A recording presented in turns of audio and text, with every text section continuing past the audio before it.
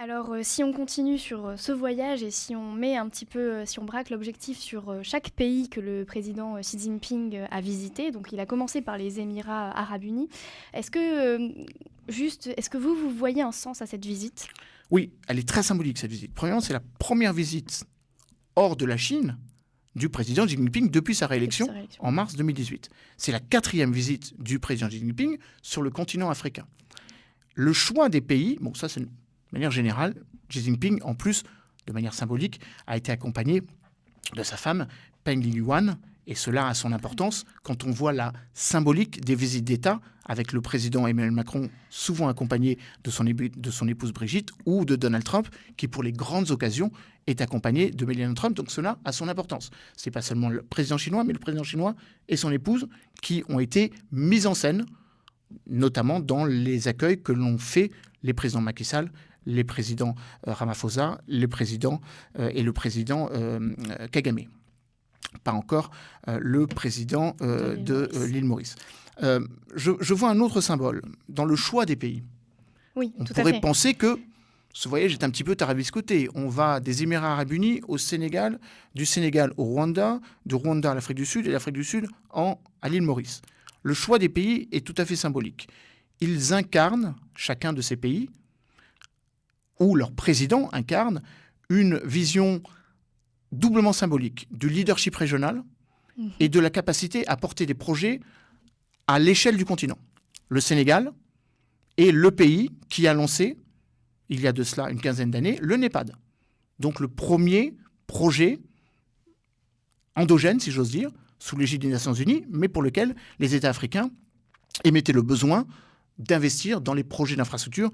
Je rappelle que le NEPAD, c'est le projet de développement à l'échelle continentale grâce aux infrastructures. Et d'une certaine façon, ça va dans le sens de ce que peut proposer le président Xi Jinping avec son projet de la route et de la ceinture. Donc ça, c'est la première dimension. La deuxième dimension par rapport au Sénégal, et ça a été très amplifié médiatiquement, c'est la lutte contre l'inalphabétisme en Afrique, qui est devenu un enjeu d'ordre mondial avec le Sénégal qui est président au même titre que l'ONU, donc il co-préside le pacte mondial pour l'éducation.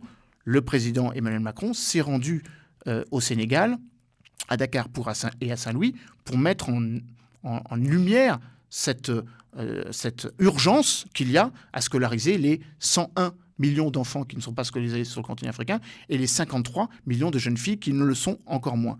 Donc il y a aussi cette dimension symbolique. D'ailleurs, le président Xi Jinping a dit qu'il souhaitait investir dans le domaine scientifique et dans le domaine éducatif, avec là aussi des chiffres qui donnent à penser qu'il y a une mobilisation de tous les acteurs sans aucune forme de concurrence. Seulement 4% des articles scientifiques dans le monde sont écrits par des chercheurs africains. Et si on fait le ratio entre le nombre de chercheurs et le nombre de populations, on est à 4000 chercheurs sur une population d'1 million pour l'Europe, 400 pour l'Afrique du Sud et 4 pour le continent africain. Donc il y a une mobilisation, un pacte pour que le continent africain ne soit pas vidé de ses cerveaux. Et il me semble que c'est une des dimensions du voyage du président Xi Jinping au Sénégal. Deuxième élément, c'est tout à fait symbolique. Quasiment tous les présidents chinois vont au Sénégal parce qu'il y a une coopération de longue date. Il faut rappeler que le président Macky Sall est nouvellement élu. Le président Xi Jinping a été réélu. Aucun des deux n'avait eu l'occasion de se voir au Sénégal. La dernière visite remontant il y a de cela 9 ans. Ensuite, pour rentrer plus en détail par rapport au deuxième voyage, qui est celui du Rwanda. Alors, le Rwanda est tout à fait symbolique. Le Rwanda fait partie des pays qui ont une coopération diplomatique de très longue date avec la Chine, 47 ans. Je dis ça parce que la relation diplomatique entre la Chine et l'Afrique du Sud est beaucoup plus récente, 20 ans. Donc il y a cette dimension de la coopération, j'allais dire, structurelle entre un président, Paul Kagame, qui est loin d'une double légitimité, présidence de l'Union africaine, avec cette vocation à pouvoir parler à hauteur de 54 voix, ce qui compte quand on parle à la Chine, bien évidemment, et puis une double dynamique qui est celle du président Paul Kagame, qui a compris, peut-être plus que d'autres, ou en tout cas qui l'affirme comme tel, peut-être médiatiquement, de manière peut-être exagérée médiatiquement, que l'avenir du continent africain réside dans son industrialisation. Il n'y a pas assez d'emplois qui sont créés sur le continent africain. Il manque 18 millions d'emplois créés annuellement sur le continent africain pour étayer les jeunes qui arrivent sur le marché. 22 millions d'emplois nécessaires alors qu'il n'y a 2 millions d'emplois créés alors qu'il y a 22 millions de accédant à l'emploi chaque année en Afrique. Donc ça aussi, ça a son importance. Et le président Kagame, qui a lancé en mars dernier l'idée d'une zone de libre-échange du continent africain à hauteur des 54 pays. Ils ne sont pas tous signataires. Oui. Il n'y en a pour l'instant que 49. On est quand même très loin de l'objectif final, qui est celui de la ratification nécessaire, c'est-à-dire 22 pays. Il n'y en a que 4 pour l'instant qui l'ont ratifié. Mais tout ça participe de cette volonté à lever les barrières douanières et à pouvoir dialoguer, non pas d'égal à égal, mais dans une cohérence continentale vis-à-vis de la Chine. Ça, c'est la raison pour laquelle le voyage au Rwanda était important. Et puis l'autre raison pour laquelle le voyage au Rwanda est important, c'est que les sujets qui ont été traités, à savoir les nouvelles technologies ou l'investissement dans les nouvelles technologies, est aussi un domaine sur lequel, évidemment, la coopération avec la Chine est importante. Vous me demandiez pays par pays, après on peut continuer. Moi je trouvais intéressant de parler de Paul Kagame parce que le Rwanda c'est quand même un petit peu le contre-exemple de quand on parle de la Chine qui investit massivement pour recevoir, quand on dit ça dans les journaux en tout cas occidentaux, pour recevoir les minerais, le pétrole en échange. Le Rwanda n'a pas beaucoup de richesses finalement, n'a pas beaucoup de ressources. C'est pas sur les ressources, la Chine ne va pas là-bas pour les ressources que le Rwanda peut offrir en tant que matière première. Non.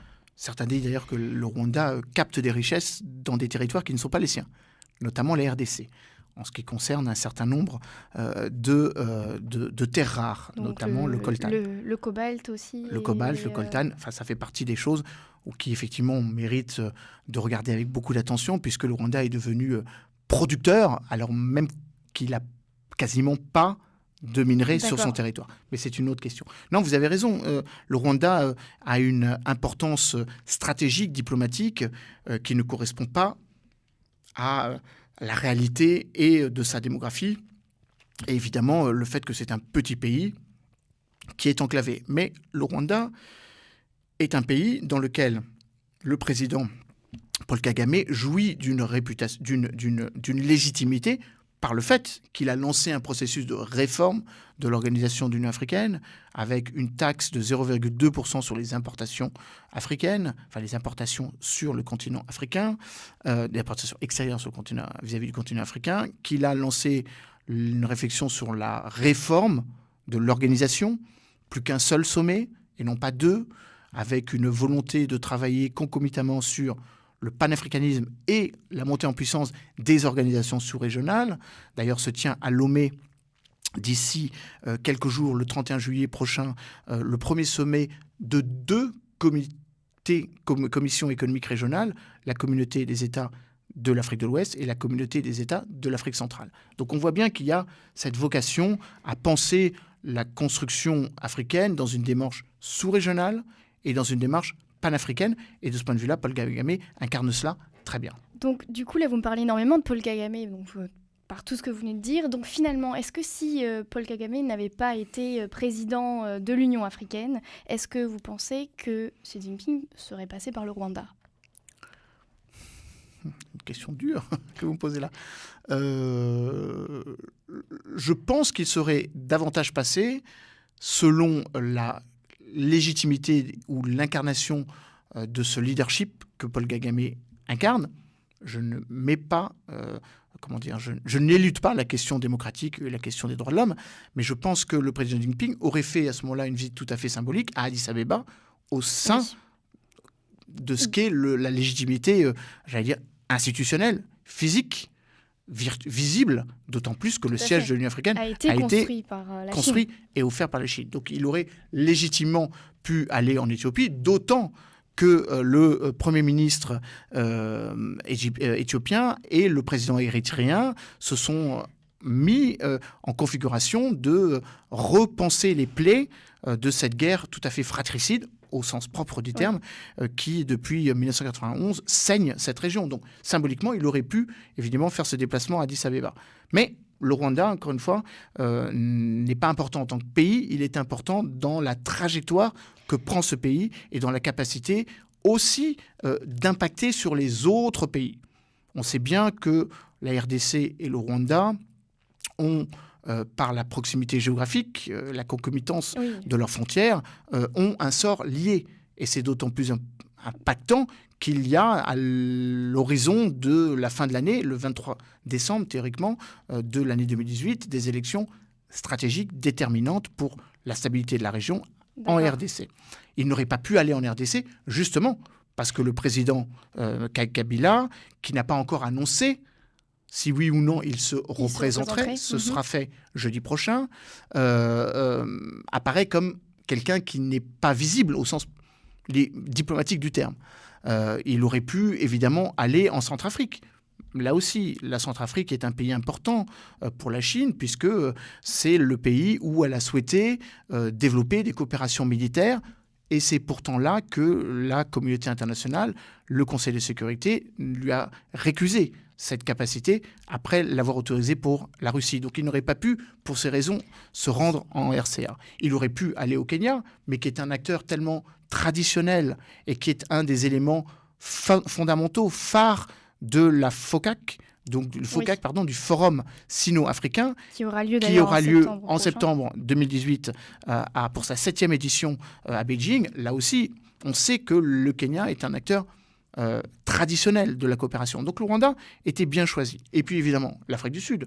Voilà. L'Afrique du Sud, qui s'inscrit d'ailleurs, comme l'a dit le président Xi Jinping, dans une camaraderie et dans une fraternité qui va bien au-delà du 20e anniversaire de leur alliance diplomatique, qui s'inscrit évidemment dans cette proximité qui dépasse très largement le continent africain, puisque la Chine et l'Afrique du Sud appartiennent à deux organisations.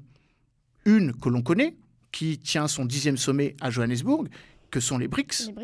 Donc, pour rappel, Brésil, Russie, Chine, Inde et Afrique du Sud, et une nouvelle organisation, parce que sans doute la tutelle ou le poids de la Russie était fort, qui s'appelle le BASIC, Brésil, Afrique du Sud, Chine et Inde. Donc il y a une configuration de cette émergence, de ces économies émergentes, qui sont aussi des puissances émergentes, que l'on peut retrouver à travers des nouveaux acronymes, le E11, les 11 économies émergentes, lors du sommet de Xiamen le 3 et 4 septembre dernier, qui avait précédé le sommet de Johannesburg des BRICS, a été évoqué deux autres acronymes.